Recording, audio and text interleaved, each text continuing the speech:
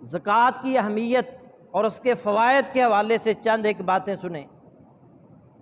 نبی صلی اللہ علیہ وسلم نے فرمایا، عبداللہ بن عمر اس حدیث کے راوی ہیں، اسلام کی بنیاد 5 چیزوں پر رکھی گئی ہے۔ بنی الاسلام علی 5، شہادت اللہ الہ الا اللہ وان محمدً عبدہ ورسولہ واقام الصلاۃ وایتاء الزکوٰۃ وصوم رمضان والحج، متفق علیہ حدیث ہے بخاری مسلم کی۔ اسلام کی بنیاد 5 چیزوں پر رکھی گئی ہے۔ اس بات کی شہادت دینا کہ اللہ کے سوا کوئی عبادت کے لائق نہیں اور محمد صلی اللہ علیہ وسلم اس کے بندے اور اس کے رسول ہیں، یہ پہلی بنیاد ہے۔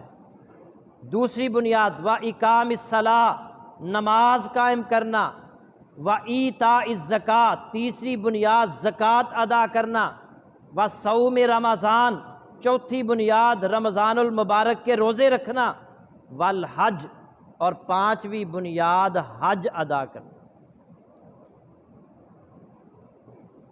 زکوٰۃ جو ہے یہ اللہ تعالیٰ کی رحمت حاصل کرنے کا ایک ذریعہ ہے۔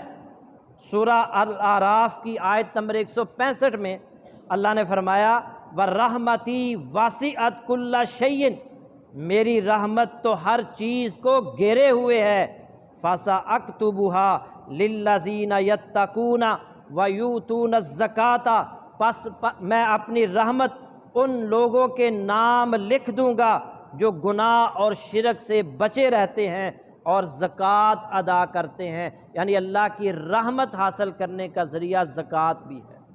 آپ اللہ کی رحمت حاصل کرنا چاہتے ہیں، اگر آپ صاحب نصاب ہیں تو زکوٰۃ ادا کیجیے۔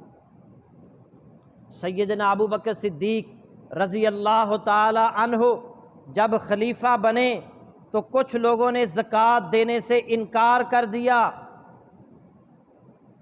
سیدنا ابو بکر صدیق رضی اللہ تعالی عنہ نے ان کے بارے میں سخت موقف اپنایا اور فرمایا کہ جو رسول اللہ کے زمانے میں ایک اونٹ کی رسی دیتا تھا نا زکوٰۃ میں، اونٹ کی رسی، وہ بھی اگر زکوٰۃ نہیں دے گا تو میں اس سے لڑائی کروں گا، میں اس سے جہاد کروں گا۔ بخاری شریف میں ہے ان کے الفاظ، واللہ لأقاتلن من فرق بین الصلاۃ والزکاۃ، اللہ کی قسم میں اس سے لڑائی کروں گا، میں اس سے قتال کروں گا جو نماز اور جہاد میں فرق کرے۔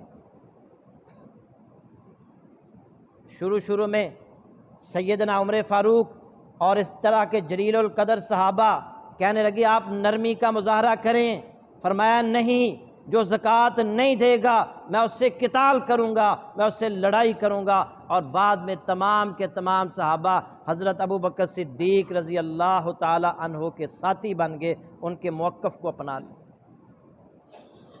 قرآن مجید میں اللہ رب العزت نے زکوٰۃ ادا کرنے کا حکم 82 مرتبہ دیا ہے، 82 مرتبہ، 82 مرتبہ۔ اس سے آپ اس کی اہمیت کا اندازہ لگا سکتے ہیں۔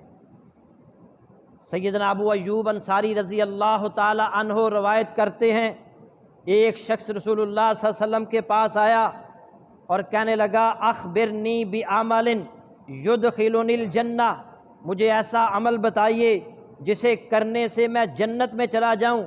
تو آپ نے فرمایا تعبد اللہ ولا تشرک بہ شیئا، اللہ کی عبادت کرتے رہو اور اس کے ساتھ کسی کو شریک نہ ٹھہراؤ، وَتُقِيمُ الصَّلَاةَ الْمَكْتُوبَةَ، فرض نماز پابندی سے ادا کرتے رہو، وَتُؤْتِ الزَّكَاةَ وَتَصِلُ الرَّحِمَ، زکوٰۃ ادا کرتے رہو اور صلہ رحمی کرتے رہو۔ متفق علیہ حدیث ہے، یعنی زکوٰۃ ادا کرنا یہ عمل جنت میں لے جانے والا عمل۔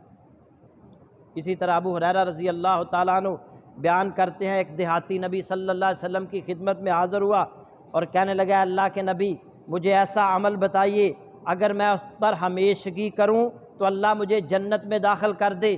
آپ اسے بھی یہی فرماتے ہیں، اللہ کی عبادت کر، اس کے ساتھ کسی کو شریک نہ ٹھہرا، فرضی نماز ادا کر، فرضی زکوٰۃ ادا کر، رمضان کے روزے رکھ۔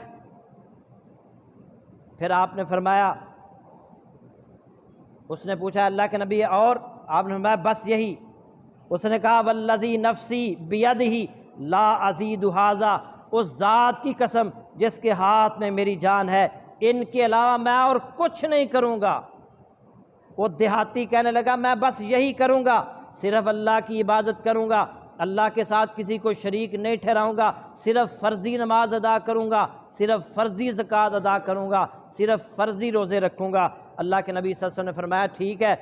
وہ پیٹھ موڑ کر جانے لگا تو اللہ کے نبی صلی اللہ علیہ وسلم نے فرمایا من سرہ ان ینظر الی رجل من اہل الجنہ فلینظر ھذا، اگر کوئی شخص ایسے شخص کو دیکھنا چاہتا ہے جو جنت والوں میں سے ہے تو اس شخص کو دیکھو، یہ جنتی شخص ہے۔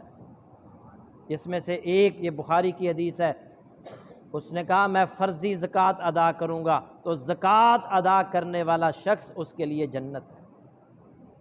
اور زکوٰۃ جو ہے یہ مال کی حفاظت کا باعث ہے۔